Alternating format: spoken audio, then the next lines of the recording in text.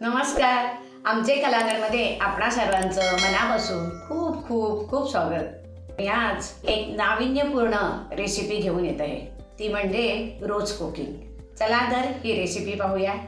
रोज कुकिंगसाठी लागणारं हे साहित्य: 2 वाट्या मैदा, अर्धी वाटी तांदळाचं पीठ, अर्धी वाटी पिठी साखर, 1 वाटी दूध आहे, व्हॅनिला एसेन्स आणि सफेद तेल. हे मी भिजवायला घेते. मैदा,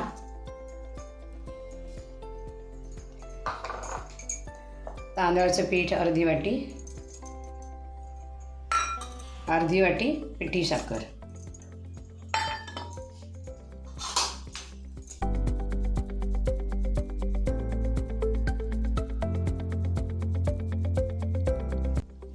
त्यात मी दूध ओतते. थोडं ओतते आधी, आपल्याला जसं लागेल तसं घ्यायचं आहे. थोडंसं दूध ओतून आधी मैद्याच्या गुठळ्या मोडायच्या.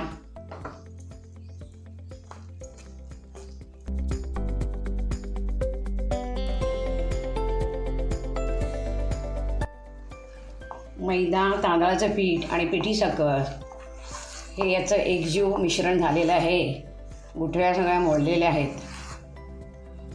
फार घट्टही भिजवायचं नाही आणि फार पातळही भिजवायचं नाही. थोडंसं मी दूध घालते. फार पातळ भिजवलं तर ते मोडला लागणार नाही आणि घट्ट भिजवलं तर ते सुटणार नाही.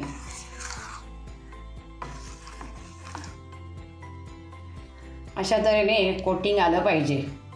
याच्यामध्ये मी सफेद तिळ्या घालते. तुम्ही काळ्याही घालू शकता, खोबऱ्याचा किसही घालू शकता. मी हे व्हॅनिला एसेन्स घालते.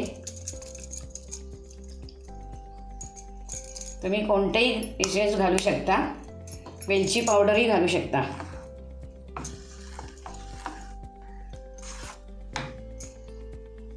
तेल घालते थोडंसं, 2 चमचे. कुकीज कुरकुरीत होण्यासाठी हे तेल घालते.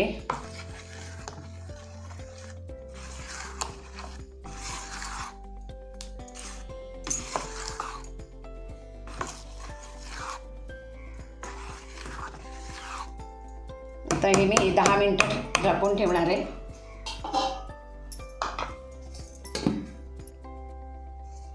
10 मिनिटं झालेले आहेत.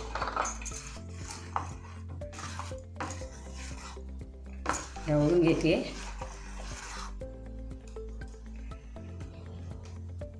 तेल तापत ठेवलेलं आहे, तर तापलं आहे हे चेक करते मी. तापलेलं आहे.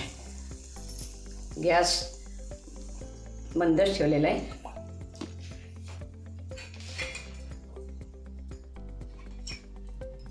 हा मोल्ड आहे. या मोल्डने मी ही रेसिपी करणार आहे. ही रेसिपी मी खूप वर्षापूर्वी केली होती. तुम्हाला ही रेसिपी आवडली तर सबस्क्राईब करा, लाईक करा आणि शेअर करा.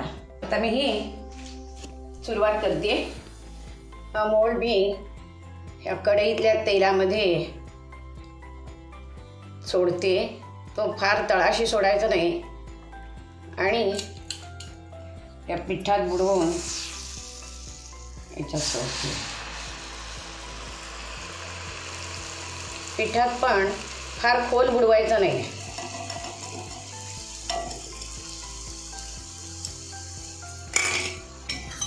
हा काही परतायचं नाही.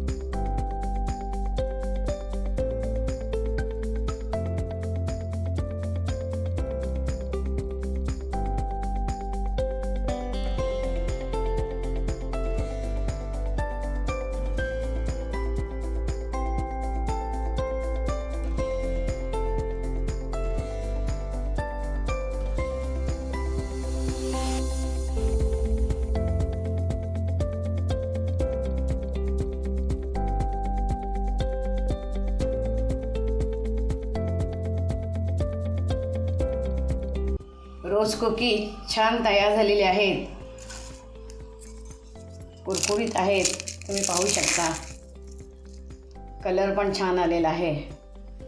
हे आकर्षक असे आहेत, मुलांना, लहान मुलांना खूप आवडेल, त्यांना स्नॅक म्हणून पण होईल.